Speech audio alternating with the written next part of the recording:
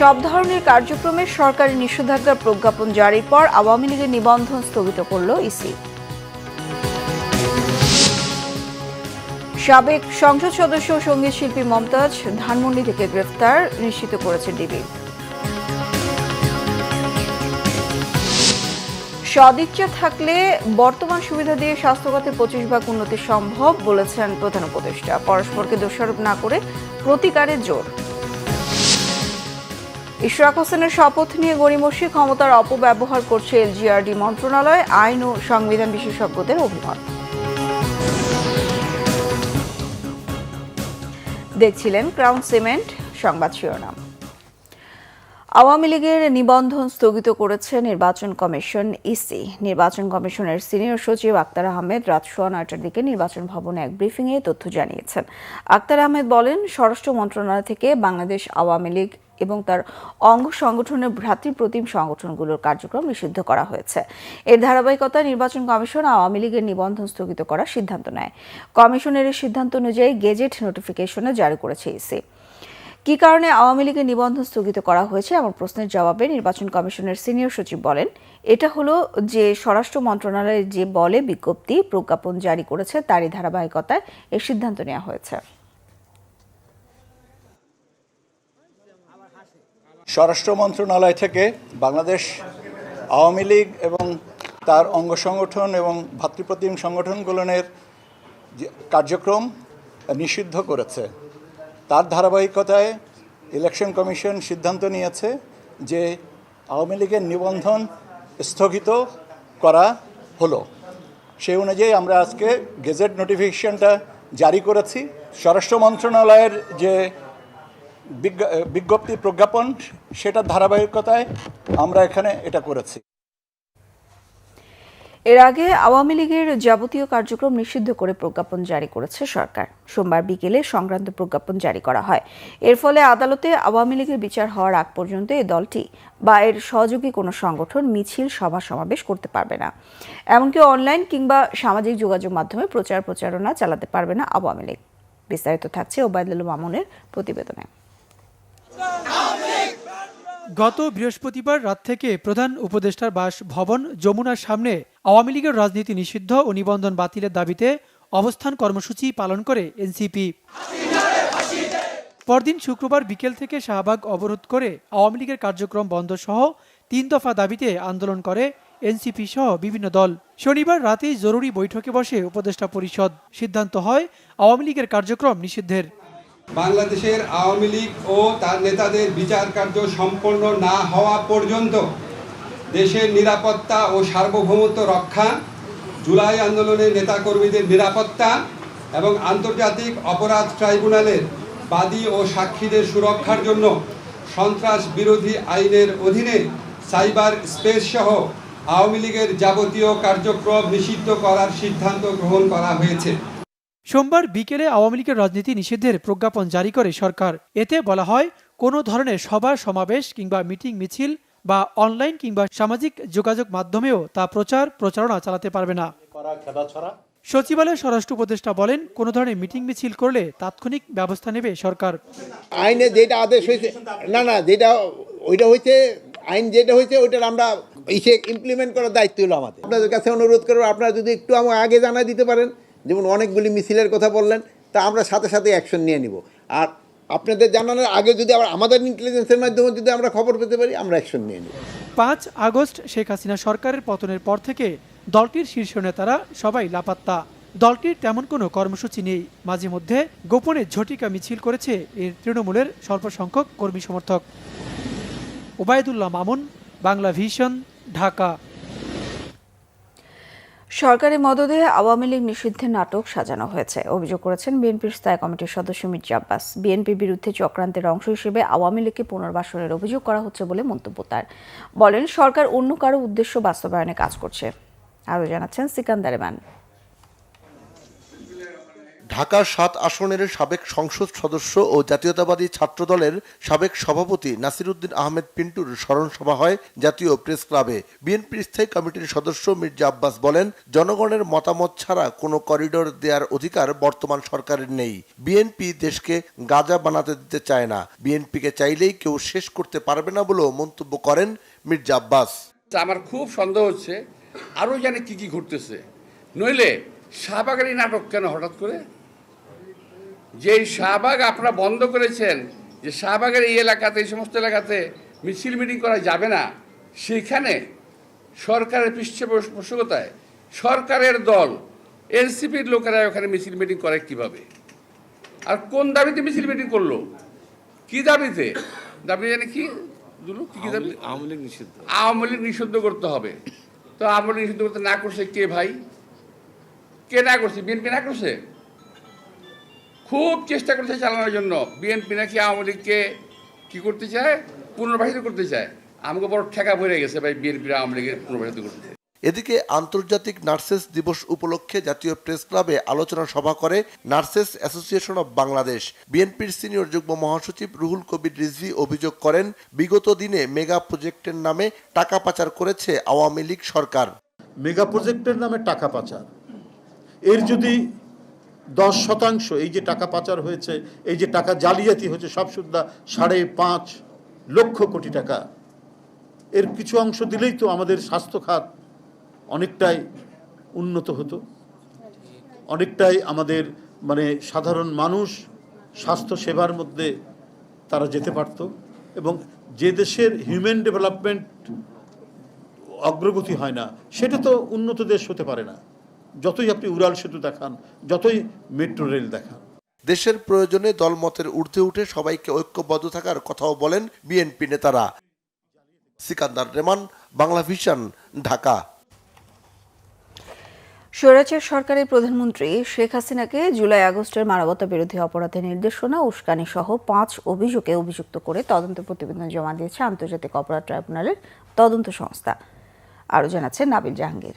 জুলাই আগস্টে দেশব্যাপী সংগঠিত ফ্যাসিবাদ বিরোধী আন্দোলন দমনে নির্বিচার হত্যাযজ্ঞ সহ বিভিন্ন মানবতা বিরোধী অপরাধে জড়িয়ে পড়ে আইন শৃঙ্খলা রক্ষা বাহিনী।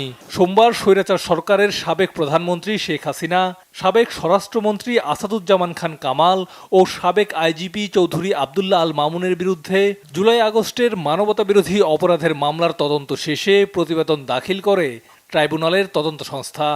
শেখ হাসিনার বিরুদ্ধে কমান্ড রেসপন্সিবিলিটির দায়ে তদন্ত রিপোর্ট আমরা পেয়েছি, কিন্তু সারা দেশব্যাপী যে অজস্র হত্যাকাণ্ড হয়েছে, অঞ্চলভিত্তিক যে হত্যাকাণ্ডগুলো হয়েছে, সেগুলোর নিখুঁত তদন্ত অব্যাহত আছে এবং এটা থাকবে। প্রতিবেদনে জুলাই আগস্ট হত্যাযজ্ঞের মাস্টারমাইন্ড শেখ হাসিনাকে নির্দেশদাতা হিসেবে উল্লেখ করে 5 অভিযোগে অভিযুক্ত করা হয়। আমাদের তদন্ত সংস্থা তদন্তে শেখ হাসিনার কিছু টেলিফোনিক কনভারসেশন যেগুলো জব্দ করেছেন, একাধিক কনভারসেশন, অনেকগুলো কনভারসেশন, যেখানে তিনি বারবার সুস্পষ্টভাবে নিশ্চিত করেছেন যে তিনি রাষ্ট্রীয় সকল বাহিনীকে নির্দেশ দিয়েছেন হেলিকপ্টার, ড্রোন, এপিসি সহ মারণাস্ত্র ব্যবহার করে নিরস্ত্র, নিরীহ আন্দোলনকারী যে সিভিলিয়ান পপুলেশন, যারা বাংলাদেশে একটি ন্যায়সঙ্গত অধিকার আদায়ের জন্য শান্তিপূর্ণ আন্দোলনের রত ছিল, তাদেরকে সম্পূর্ণ নিশ্চিহ্ন বা নির্মূল করার জন্য তিনি নির্দেশ দিয়েছিলেন। প্রতিবেদনে বলা হয়, শেখ হাসিনার নির্দেশে জুলাই আগস্টে 1500 জনকে হত্যা, 25,000 জনকে আহত, নারী ও শিশুদের প্রতি সহিংসতা, হত্যার পর লাশ পুড়িয়ে দেয়া, আহতদের হাসপাতালে নিতে ও চিকিৎসায় বাধা দেওয়ার মতো নৃশংস অপরাধ সংগঠিত করে আইনশৃঙ্খলা রক্ষা বাহিনী। লাশ পুড়িয়ে দেওয়া হয়েছিল। এই তদন্ত রিপোর্টে আমরা আরও তথ্য প্রমাণাদি পেয়েছি। আহতদেরকে হাসপাতালে নিতে বাধা দেওয়া হয়েছিল, যারা শহীদ হয়ে গিয়েছে তাদের পোস্টমর্টেম করতে বাধা দেওয়া হয়েছিল, ডাক্তারদেরকে চিকিৎসা দিতে বাধা দেওয়া হয়েছিল। হাসপাতালে প্রধান আসামি শেখ হাসিনা নিজে গিয়ে সেখানে চিকিৎসকদের বলেছিলেন যে এই সমস্ত ভর্তি রোগীদের যেন কোনো চিকিৎসা দেয়া না হয়, এবং অনেক রোগী যন্ত্রণা সহ্য করতে না পেরে যখন হসপিটাল পরিত্যাগ করতে চেয়েছিলেন, তাদেরকে হসপিটাল থেকে পালিয়ে যাওয়ার বা কোনোভাবে চলে যাওয়ার সুযোগ দেওয়া হয়নি, যাতে করে তাদের ক্ষতস্থানগুলো পচে যায়, গ্যাংগ্রিন হয়, কেটে ফেলতে হয়। এসব ঘটনায় সাবেক স্বরাষ্ট্রমন্ত্রী আসাদুজ্জামান খান কামাল ও সাবেক আইজিপি চৌধুরী আবদুল্লাহ আল মামুনের সরাসরি সংশ্লিষ্টতাও উঠে আসে প্রতিবেদনে। দুজনকে সুপিরিয়র কমান্ড রেসপন্সিবিলিটির পাশাপাশি তাদের সম্পৃক্ততা, তাদের আরও অন্যান্য যে সমস্ত অভিযোগ আছে সেগুলোও তাদের বিরুদ্ধে আসা আছে। প্রতিবেদনটি বিচার বিশ্লেষণ শেষে আন্তর্জাতিক মান বজায় রেখে আনুষ্ঠানিক অভিযোগ দাখিল করা হবে বলে জানিয়েছে প্রসিকিউশন। দ্বিতীয় জন হচ্ছেন নাবিল জাহাঙ্গীর, বাংলা ভিশন, ঢাকা। মানিকগঞ্জ 2 আসনের আওয়ামী লীগের সাবেক এমপি এবং সঙ্গীত শিল্পী মমতাজকে গ্রেফতার করা হয়েছে। রাতে রাজধানী ধানমন্ডি এলাকা থেকে তাকে গ্রেফতার করা হয়। ঢাকা মহানগর গোয়েন্দা পুলিশ ডিবির যুগ্ম কমিশনার মোহাম্মদ নাসিরুল ইসলাম মমতাজের গ্রেফতারের বিষয়টি নিশ্চিত করেছেন।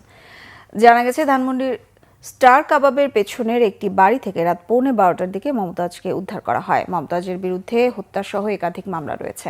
5 আগস্ট শেখ হাসিনার পতনের পর থেকে আত্মগোপনে ছিলেন তিনি। সদিচ্ছা থাকলে বর্তমান সুবিধা দিয়ে স্বাস্থ্য খাতের 25 ভাগ উন্নতি সম্ভব বলেছেন প্রধান উপদেষ্টা ডক্টর মোহাম্মদ ইউনূস। একে অপরকে দোষারোপ না করে স্বাস্থ্য ব্যবস্থার উন্নতি ও সমস্যাগুলোর প্রতিকার করার উপর জোর দেন তিনি। আরও জানাচ্ছেন সৈয়দ আব্দুল মুহিত। সোমবার তেজগাঁওয়ে প্রধান উপদেষ্টার কার্যালয়ে প্রথমবারের মতো অনুষ্ঠিত হয় সিভিল সার্জন সম্মেলন। এতে প্রধান অতিথি হিসেবে যোগ দেন প্রধান উপদেষ্টা ডক্টর মোহাম্মদ ইউনূস। তিনি বলেন, স্বাস্থ্যসেবা স্বাস্থ্যহীন হওয়ার জন্য একে অপরকে দোষ না দিয়ে উন্নতি করতে হবে।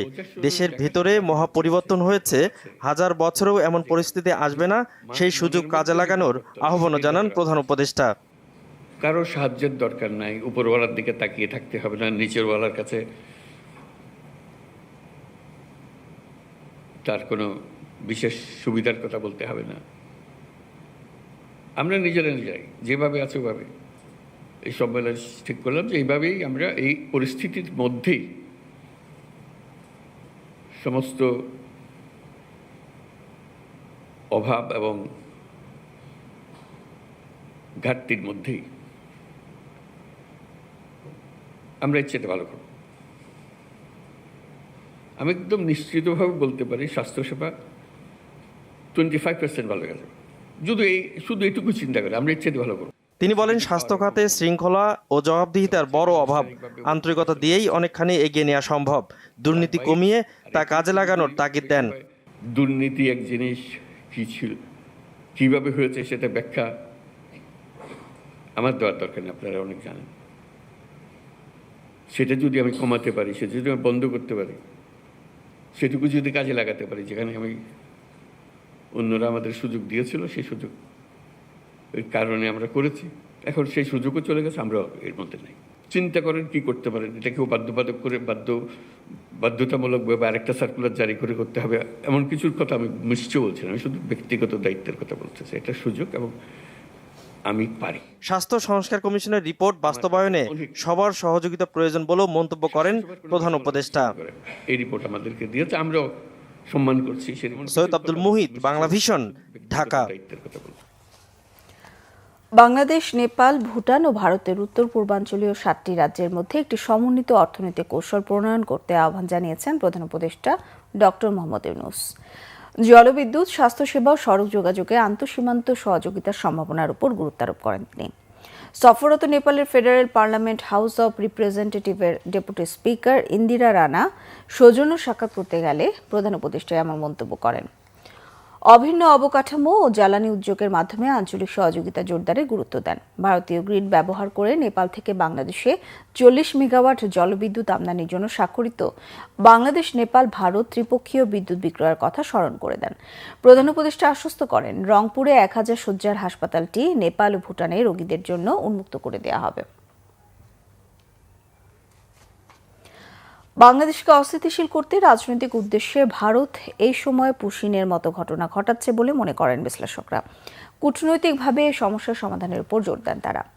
পুশিনের মতো ঘটনা কমাতে সীমান্ত ব্যবস্থাপনা আধুনিক ও যুগোপযোগী করা পরামর্শ বিশ্লেষকদের।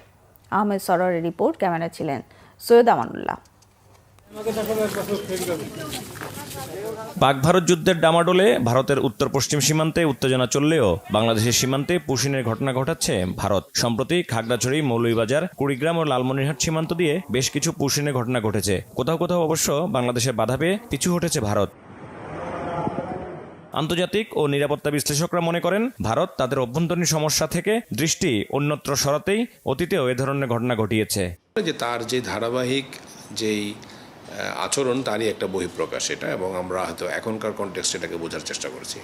আরেকটা হতে পারে যে যেহেতু এখন মানে ইন্ডিয়া পাকিস্তান বর্ডারটা অনেক টালমাটাল, কাশ্মীর ইস্যু নিয়ে হয়তো মানে এইটার একটা সুযোগ সে নিজে নেওয়ার চেষ্টা করছে যে বাংলাদেশের সাথে তার সীমান্তের অনেক বড় একটা সীমান্ত, এই সীমান্তে তার যেই মানে ইরেগুলার মাইগ্রেন্টস নিয়ে তার যেই মানে লার্জার যে প্রোপাগান্ডা সেটাকে সে হয়তো ইমপ্লিমেন্ট করার চেষ্টা করেছে। মোদী সরকারের রাজনৈতিক যে স্খলনটা ঘটছে সেটাকে তিনি রিকভার করার জন্য যেটা করে বরাবরের মতোই বিভিন্ন নির্বাচনের আগে, এমনকি আমাদের দেশের নির্বাচনের আগে এক একটা ঘটনা ঘটায়, ইন্টারনাল যে সমস্যাগুলো হচ্ছে সেখান থেকে তাদের জনমত তাদের পক্ষে রাখার জন্য বিভিন্ন ধরনের পদক্ষেপ নিচ্ছে বলে আমার মনে হয়। তার মধ্যে এটাও একটা। পাশাপাশি আমাদের এখন যে অবস্থা, আমরা তো একটা ইন্টারিম গভর্নমেন্ট, একটা পলিটিক্যালি ডেমোক্রেটিক্যালি ইলেক্টেড গভর্নমেন্ট না। সো তারা চাচ্ছে এটাকে একটু ডিস্টেবিলাইজ করতে, কারণ সত্যি কথা বলতে তাদের পছন্দের সরকার তো ছাত্র জনতা উৎখাত করে নিয়ে গেছে। বিশ্লেষকদের মতে কূটনৈতিক তৎপরতার পাশাপাশি সীমান্তরক্ষী বাহিনীর সদস্যদের নজরদারিও এ ধরনের ঘটনা রুখতে পারে। ডিপ্লোম্যাটিক কিছু ইনিশিয়েটিভ নেওয়া যেতে পারে, যেই প্রসেসে ভারত থেকে এই লোকগুলোকে পুশিং করা হচ্ছে সেটা অবশ্যই এটা একটা আমার মনে হয় না ইন্টারন্যাশনাল ল এটাকে পারমিট করে। শুধুমাত্র একটা বিবৃতি দিয়ে তো এটা সমাধান হবে না, এটার জন্য কার্যকর পদক্ষেপ নেওয়ার জন্য আমার যতগুলো কনসার্ন রেলিভেন্ট গভর্নমেন্ট মিনিস্ট্রি আছে এবং এজেন্সি আছে সবগুলো চ্যানেলে আমাদেরকে চেষ্টা করতে হবে। সীমান্ত সুরক্ষা করার জন্য আমাদের যতটুকু কার্যকরী ভূমিকা নেওয়ার অলরেডি নিয়েছে, বাট আরেকটু কী বলে মানে আরেকটু গুরুত্ব দিয়ে বা আরেকটু কঠিনভাবে সুরক্ষা করাটা উচিত, যাতে আর কেউ পুশিং করতে না পারে। বিশ্লেষকদের মতে পুশব্যাক করার চেয়ে পুশিং যাতে করতে না পারে সেদিকে তৎপর থাকাটাই আপাতত উত্তম ব্যবস্থা। বাংলাদেশ আর ভারতের সীমান্তগুলো একদম। আহমেদ সরওয়ার, বাংলা ভিশন, ঢাকা। ইশরাক হোসেনের শপথ নিয়ে গড়িমসি করে স্থানীয় সরকার মন্ত্রণালয় ক্ষমতার অপব্যবহার এবং আদালতের রায়কে অবজ্ঞা করছে বলে মন্তব্য করেছেন আইন ও সংবিধান বিশেষজ্ঞরা। মন্ত্রণালয় নির্বাচন কমিশনকে আপিলের জন্য চাপ দিতে পারে না বলে মনে করেন ব্যারিস্টার আতিক রহমান। আর সংবিধান বিশেষজ্ঞ ডক্টর শাহদিন মালিক বলেছেন, নির্বাচন কমিশন প্রজ্ঞাপন জারির পরই শপথের আয়োজন না করে স্থানীয় সরকার মন্ত্রণালয়ের দায়িত্বে অবহেলা করেছে। মিরাজ হোসেন কাজীর রিপোর্ট। 2020 সালের 1 ফেব্রুয়ারি ঢাকা দক্ষিণ সিটি কর্পোরেশন নির্বাচনের ফলাফল ছিনিয়ে নেওয়ার অভিযোগে তখনই মামলা করেছিলেন বিএনপির মেয়র প্রার্থী ইশরাক হোসেন। 5 বছর পর আদালত আগের ফল বাতিল করে ইশরাক হোসেনকে মেয়র হিসেবে ঘোষণা করে রায় দেন। রায়ের আলোকে নির্বাচন কমিশন প্রজ্ঞাপন জারি করলেও স্থানীয় সরকার মন্ত্রণালয় টালবাহানা করছে। নির্বাচন কমিশন নতুন করে কোনো আপিল করবে কিনা ইসির কাছে লিখিতভাবে জানতে চেয়েছে মন্ত্রণালয়। আদালতের রায় ও নির্বাচন কমিশনের প্রজ্ঞাপন জারির পরই স্থানীয় সরকার মন্ত্রণালয়ের দায়িত্ব হলো বিজয়ী প্রার্থীকে শপথ গ্রহণের ব্যবস্থা করা, কিন্তু মন্ত্রণালয় তা না করায় উদ্দেশ্যমূলক বলছেন আইন বিশেষজ্ঞরা। নির্বাচন কমিশন যখন বিজ্ঞপ্তি দিয়ে দিয়েছে, তার অর্থ তারা আপিলের বিরুদ্ধে সিদ্ধান্ত নিয়েছে। আপিল করলে তো বিজ্ঞপ্তি হতো না। তো নির্বাচন কমিশন স্পষ্টতই স্থানীয় সরকার মন্ত্রণালয়ের বোঝা উচিত ছিল যে নির্বাচন কমিশন আপিল করবে না, তাই তারা বিজ্ঞপ্তি দিয়েছে। তবে স্থানীয় ওই বিজ্ঞপ্তির পরে স্থানীয় সরকার মন্ত্রণালয়ের তার যেটা দায়িত্ব সেটা পালনে উদ্যোগী হওয়া উচিত ছিল।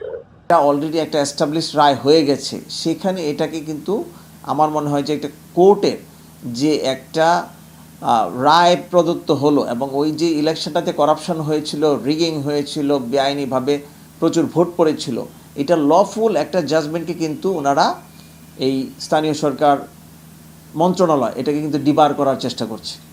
বিচার প্রক্রিয়ার টেকনিক্যাল কোনো ইস্যু নিয়ে ন্যায় বিচার প্রাপ্তিতে বাধাগ্রস্ত হয় এমন কোনো কার্যক্রম মন্ত্রণালয়ের এখতিয়ার বহির্ভূত বলে মনে করছেন এই আইনজীবী। এটা আমার কাছে মনে হচ্ছে একটু দুরভিসন্ধিমূলক একটা মানে আচরণ আমার কাছে মনে হচ্ছে এখানে স্থানীয় সরকার মন্ত্রণালয় থেকে। এবং এটা we all know actually what happen, কী হয়েছিল ওখানে। নেভারদিলেস এটা কোর্টের মাধ্যমে প্রমাণিত হয়েছে এবং আমরা এটা কোর্টের ভাষায় যদি বলি ম্যালাফাইড ইন্টেনশন ইমিডিয়েটলি অ্যান্ড এক্সপেডিশিয়াসলি হয়, হাইকোর্টে কিন্তু উনি প্রতিকার চাইতে পারেন। সো আমার কাছে মনে হয় this all of unfair practice হচ্ছে মনে হচ্ছে এখানে। ইশরাক হোসেনকে শপথ গ্রহণে বাধা দিয়ে মন্ত্রণালয় ও একটি রাজনৈতিক শক্তি পলাতক আওয়ামী লীগও তখনকার বিতর্কিত নির্বাচন কমিশনের পক্ষে অবস্থান নিচ্ছে কিনা এমন প্রশ্ন সংশ্লিষ্টদের। মিরাজ হোসেন গাজী, বাংলা ভিশন, ঢাকা। চলতি অর্থবছরে প্রবাসী আয়ে অতীতের সব রেকর্ড ভেঙে গেছে। বাংলাদেশ ব্যাংকের সর্বশেষ দেয়া তথ্যে ৭ মে পর্যন্ত দেশে $25.27 বিলিয়ন পাঠিয়েছেন প্রবাসীরা। এর আগে দেশে সর্বোচ্চ প্রবাসী আয় এসেছিল 2020-21 অর্থবছরে $24.77 বিলিয়ন। মাসের হিসেবে দেশের ইতিহাসে সর্বোচ্চ রেমিটেন্স এসেছে গত মার্চে। সেই মাসে দেশে প্রবাসী আয় এসেছিল রেকর্ড $329,56,30,000 মার্কিন। এর মধ্যে সবচেয়ে বেশি রেমিটেন্স এসেছে সৌদি আরব থেকে। এরপর শীর্ষ 10 দেশের তালিকা রয়েছে সংযুক্ত আরব আমিরাত, যুক্তরাষ্ট্র, যুক্তরাজ্য, Malaysia, Kuwait, Italy, Oman, Singapore এবং কাতার। এপ্রিলে সৌদি আরব থেকে রেমিটেন্স এসেছে $49,14,20,000 মার্কিন। দ্বিতীয় সর্বোচ্চ $37,21,70,000 রেমিটেন্স এসেছে সংযুক্ত আরব আমিরাত থেকে। তবে গত জানুয়ারি, ফেব্রুয়ারি ও মার্চ এই 3 মাসে প্রবাসী আয় পাঠানোয় শীর্ষে ছিল মার্কিন যুক্তরাষ্ট্র। শাহবাগে জাতীয় সঙ্গীত গাইতে বাধা দেওয়ার প্রতিবাদে আজ ঢাকা বিশ্ববিদ্যালয়ের সম্মিলিত কণ্ঠে জাতীয় সঙ্গীত গেয়েছেন সাধারণ শিক্ষার্থীরা। ছাত্রদল ও বাম ছাত্র সংগঠনগুলো যোগ দেয়। এদিকে আওয়ামী লীগ নিষিদ্ধের বিষয়টি উদযাপন করেছে ছাত্রদের দুটি প্ল্যাটফর্ম। মোবাশ্বের আহমেদের প্রতিবেদন।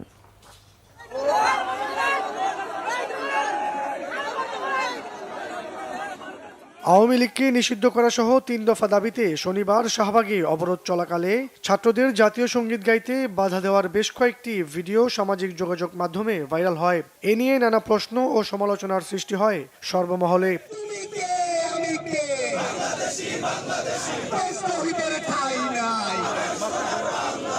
এরই প্রতিবাদে সোমবার সন্ধ্যায় ঢাকা বিশ্ববিদ্যালয়ের রাজু ভাস্কর্যের পাদদেশে সাধারণ শিক্ষার্থীদের ব্যানারে সম্মিলিত কণ্ঠে জাতীয় সঙ্গীত গেয়েছেন শিক্ষার্থীরা। কর্মসূচিতে ছাত্রদল, গণতান্ত্রিক ছাত্র সংসদ, ছাত্র ফেডারেশন সহ অন্যান্য সংগঠনের নেতাকর্মীরাও অংশ নেন।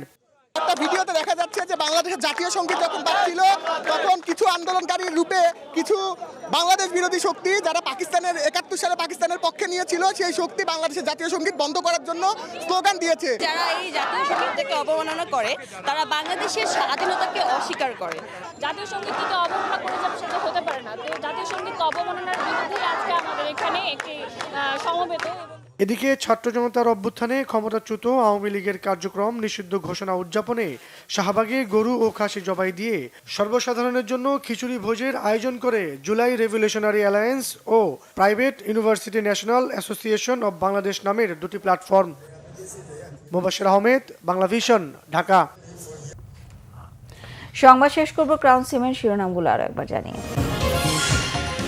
সব ধরনের কার্যক্রমে সরকারি নিষেধাজ্ঞার প্রজ্ঞাপন জারির পর আওয়ামী লীগের নিবন্ধন স্থগিত করল ইসি। সাবেক সংসদ সদস্য সঙ্গীত শিল্পী মমতাজ ধানমন্ডি থেকে গ্রেফতার নিশ্চিত করেছে ডিবি। সদিচ্ছা থাকলে বর্তমান সুবিধা দিয়ে স্বাস্থ্য খাতের 25% উন্নতি সম্ভব। সদিচ্ছা থাকলে বর্তমান সুবিধা দিয়ে স্বাস্থ্য খাতের 25% উন্নতি সম্ভব বলেছেন প্রধান উপদেষ্টা। পরস্পরকে দোষারোপ না করে প্রতিকারে জোর। ইশরাক হোসেনের শপথ নিয়ে গড়িমসি, ক্ষমতার অপব্যবহার করছে এলজিআরডি মন্ত্রণালয়, আইন ও সংবিধান বিশেষজ্ঞদের অভিমত।